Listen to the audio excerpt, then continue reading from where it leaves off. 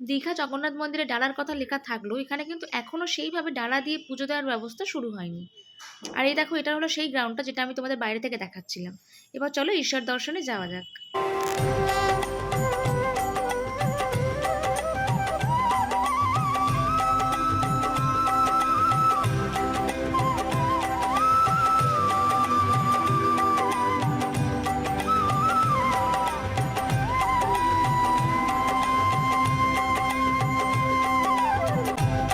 একই অঙ্গে বহু তিনি, অনেক চিতার নাম।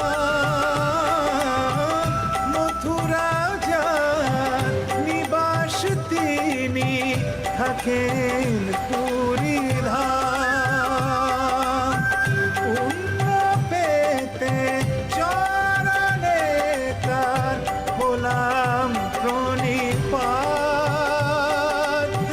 নীলাচলে নীলমাধব প্রভু জগন্নাথ। কি কেমন লাগছে? জানি না তোমাদের ক্যামেরার ভিডিওতে কেমন লাগছে, আমার কিন্তু মন ভরে যাচ্ছে, সচক্ষে দেখে দু চোখ জুড়িয়ে যাচ্ছে। আর এখানে দেখো, ভগবান নৃসিংহদেবেরও একটা ছোট মন্দির আছে এর ভেতরেই। প্রচণ্ড হাওয়া দিচ্ছে, ভীষণ সুন্দর মনোরম পরিবেশ। হয়তো সন্ধ্যের পরে এসেছি বলেই এত সুন্দর একটা পরিবেশ পাচ্ছি, ভীষণ ভালো লাগছে। মনে হচ্ছে এখানে আমরা আরও অনেকটা অনেকটা সময় কাটাই। দিনের বেলায় এলে হয়তো রোদের তাপে আর শ্বেতপাথরের গরমে এই ভাইবসটা পেতাম না। আর এখানে আমরা একদম রেডি হয়ে গেছি ছবি তোলার জন্য। আর সদু কাকু আমাদের গাইড করে দিচ্ছে কিভাবে দাঁড়ালে কিভাবে ছবি তুললে আমাদের ভালো লাগবে। সেই ছবি ঝলক তোমাদের দেখাচ্ছি আমি। আর এখানে দেখো আমরা সবাই আছি, কিন্তু আমার ভাই যে কোথায় গেল ওকে কোথাও দেখতে পাচ্ছি না। হয়তো পিছিয়ে পড়েছে আর নয়তো বাইরে দাঁড়িয়ে আছে, ওকে এক্ষুনি ফোন করে দেখছি আমি। আর এবারে আমাদের ফিরে যেতে হবে।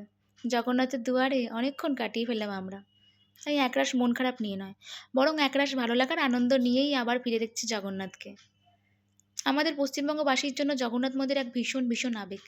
আর এই দীঘার জগন্নাথ মন্দিরের রাতের শোভা তো অসাধারণ। প্রথমবার এসেই এত ভালো লাগলো যে প্রার্থনা করি যেন বারবার এখানে আসতে পারি। জগন্নাথ সকলের সহায় হোক। জগন্নাথের কাছে তোমাদের সকলের জন্য প্রার্থনা করি, তোমরা সবাই যেন শারীরিক এবং মানসিকভাবে প্রতিদিন সুস্থ থাকো, ভালো থাকো। আজকের মতো আমার ভিডিও এতটুকুই। তোমাদের যদি আমাদের ভিডিও ভালো লেগে থাকে তাহলে প্লিজ লাইক, কমেন্ট এবং সাবস্ক্রাইব করে দিয়ে আমাদের পাশে থেকো। তোমাদের সাথে আবার খুব শিগগিরই দেখা হচ্ছে নেক্সট ভিডিওতে। ততদিন সবাই খুব ভালো থেকো, সুস্থ থেকো, আনন্দ থেকো। আর আজকের মতো টাটা।